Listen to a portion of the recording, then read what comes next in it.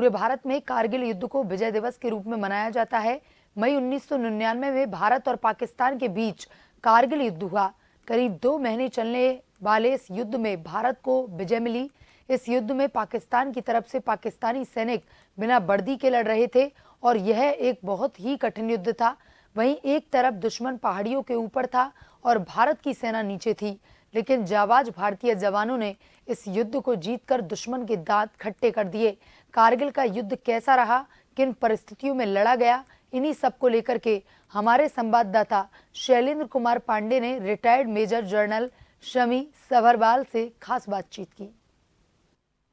मई 1999 में कारगिल युद्ध हुआ था। इस युद्ध में पाकिस्तान के साथ भारत को युद्ध लड़ना पड़ा था। इस युद्ध में करीब 500 से अधिक भारतीय सैनिक शहीद हुए थे और पाकिस्तान के भी बहुत सैनिक मारे गए थे। यह एक छद्म युद्ध था। पाकिस्तान इस युद्ध से हमेशा कहता रहा कि उसके सैनिक नहीं हैं, लेकिन इस युद्ध में पाकिस्तान के सैनिक भी शामिल हुए थे। इसी कारगिल युद्ध को लेकर आज हमारे साथ बात करने के लिए मौजूद हैं retired major general Shami Sabharwal ji. हम इनसे जानने की कोशिश करते हैं कि कारगिल युद्ध में आखिर में हुआ क्या था। सर, ये कारगिल युद्ध आखिर क्यों हो गया, भारत को लड़ना पड़ा ये? देखो, पहले तो मैं आपको थोड़ा सा बैकग्राउंड दूंगा। 99 जिस समय ये युद्ध हुआ था तो मैं उस समय आर्मी हेडक्वार्टर में था और मैं जिस ब्रांच में था वो जिसको हम कहते हैं इलेक्ट्रॉनिक वॉरफेयर, यानी कि जो दुश्मन के कम्युनिकेशन या नॉन कम्युनिकेशन जो सिस्टम है, जो जिसको हम कहते हैं कि भी हमने उसको उनकी कम्युनिकेशन को पकड़ा, जो पकड़ा जिससे हमें पता इंटरसेप्ट, जिससे हमें पता लगता है कि ये क्या कर रहे हैं क्या नहीं कर रहे हैं। तो देखो, ऐसा होता है कि जो ये ऊंची ऊंची पहाड़ियाँ होती हैं, इसमें जो नवंबर से लेके फरवरी मार्च तक का जो पीरियड होता है, कहीं पे अप्रैल तक चला जाता है, वो उन पोस्ट को हम कहते हैं विंटर वेकेटेड पोस्ट। नाम ही उनका दिया होता है विंटर वेकेटेड पोस्ट, यानी कि समर्स के समय अप्रैल के बाद वहाँ पे हम ऑक्यूपाई करना शुरू करते हैं और फिर जैसे ही बर्फ़ पड़नी शुरू होती है और जब हम देखते हैं कि अब हम इस पोस्ट को अब और नहीं वो कर सकते क्योंकि हालात इतने ख़राब होते हैं, तो फिर वेदर कंडीशन करके वो एक एक करके वो पोस्ट खाली होनी शुरू हो जाती हैं और ये हमेशा सिलसिला चलता रहा था साल दर साल। अब क्या होता है कि ये जो पाकिस्तान के हमेशा नापाक इरादे रहे हैं, उन्होंने क्या किया कि जब हम लोगों ने वेकेट किया तो उन्होंने जाके अपना वहाँ पर हिसाब किताब सेट करना शुरू किया और जिस भाई सर्दियों में आपने ऊपर जाके सेट किया, नीचे आ गए, ऊपर नीचे जो भी उन्होंने किया, और उसके बाद हमारे ऑक्यूपेशन करने से पहले ही महीना 2 महीना पहले वो वहाँ जाकर बैठ गए।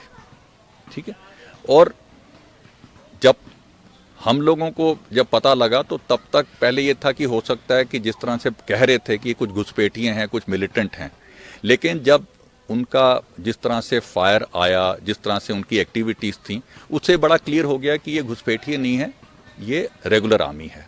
और ये एक जिसे कहते हैं विश्वासघात वाली बात है कि भाई आप अपना घर छोड़ के जाते हैं कि भाई 2 दिन 10 दिन के लिए छुट्टी गए हो, वापस आओ और पड़ोसी जो है उसके अंदर बैठ जाए, ये वही हाल है।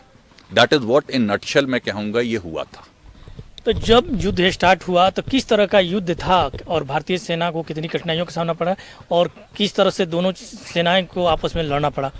देखो, ऐसा है कि जब ये शुरुआत हुई तो उस समय क्योंकि खड़ी पहाड़ियाँ थीं, इनके ऊपर चढ़ना मुश्किल, और अब जब नंगी पहाड़ी होती है तो वहाँ कोई कवर नहीं होता कि आप छुप के जा सको, और क्योंकि एक दुश्मन अगर पहाड़ी पे है तो दूर दूर तक उसको किलोमीटर दूर तक सब नज़र आता है कि अगर हम लोगों की जो भी डेवलपमेंट वहाँ पे हो रही है, बिल्डअप हो रहा है, वो सब उसको नज़र आ रहा था।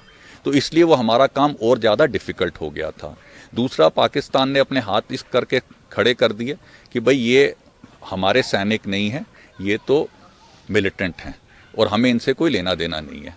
उसका देखो शुरू में नुकसान हुआ, बाद में फ़ायदा भी हुआ।